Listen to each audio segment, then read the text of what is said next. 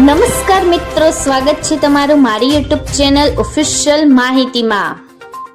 ગુજરાતમાં છેલ્લા કેટલાક દિવસથી વરસાદે વિરામ લીધો છે।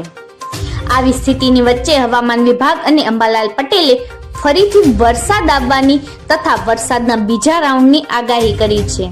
તો આના વિશેની સંપૂર્ણ માહિતી મેળવવા માટે આ વિડીયોને અંત સુધી જરૂર નિહાળજો અને હજુ સુધી મારી ચેનલને સબસ્ક્રાઇબ ના કરી હોય તો સબસ્ક્રાઇબ કરી લેજો। મિત્રો, રાજ્યમાં થોડાક દિવસથી વરસાદે જાણે કે વિરામ લીધો છે। આ તરફ હવે ફરી એકવાર બફારાની સ્થિતિ વચ્ચે લોકો વરસાદની રાહ જોઈ રહ્યા છે।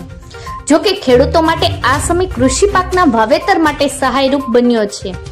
આ બધાની વચ્ચે આજે ગુજરાતના અનેક જિલ્લામાં વરસાદની આગાહી કરાઈ છે। 12મી જુલાઈ પછી આપણને વરાપ જોવા મળી રહી છે અને 19 જુલાઈ સુધી વરાપ જોવા મળશે। 19 તારીખે વરાપની આગાહી પૂરી થશે અને રાજ્યના વિવિધ ભાગોમાં વરસાદ પડવાનું શરૂ થશે। મિત્રો, બંગાળની ખાડી આ વખતે સતત સક્રિય છે। બંગાળની ખાડીમાં એક બાદ એક વરસાદી સિસ્ટમ બની રહી છે।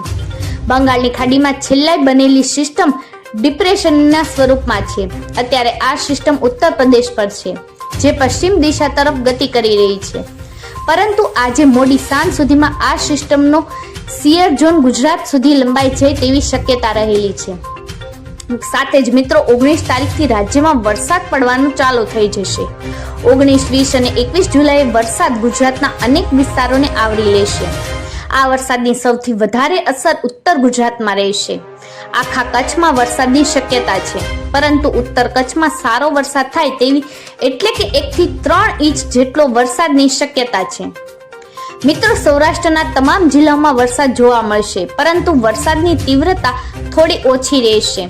મધ્ય ગુજરાત અને દક્ષિણ ગુજરાતમાં પણ વરસાદી ઝાપટા વધારે જોવા મળી શકે છે। જો કે આ 3 દિવસ ક્યાંક પણ અતિભારે વરસાદની શક્યતા નથી। આ વરસાદ સાર્વત્રિક નથી, પરંતુ રાજ્યના 60% જેટલા વિસ્તારોમાં વરસાદ આવરી લેશે। જ્યારે આ તરફ હવામાન નિષ્ણાત અંબાલાલ પટેલે આગાહી કરતા જણાવ્યું છે કે દેશના કેટલાક ભાગ અને ગુજરાતના કેટલાક ભાગોમાં ભારેથી અતિભારે વરસાદ થશે। અંબાલાલ પટેલની આગાહી પ્રમાણે રાજ્યના પૂર્વ ભાગમાં વરસાદની સ્થિતિ વધુ રહેશે। આ સાથે મધ્ય ગુજરાતમાં પૂર આવવાની પણ શક્યતા રહેશે। અંબાલાલ પટેલે જુલાઈના ચોથા સપ્તાહ અને ઓગસ્ટના પ્રથમ સપ્તાહમાં મુશળધાર વરસાદની શક્યતા વ્યક્ત કરી છે। આ સાથે 10મી ઓગસ્ટ સુધીમાં તાપીની જળ સપાટી વધવાની પણ શક્યતા રહેલી છે। મિત્રો, આવી જ વધુ માહિતી મેળવતી રહેવા માટે મારી ચેનલ સાથે જોડાયેલા રહેજો।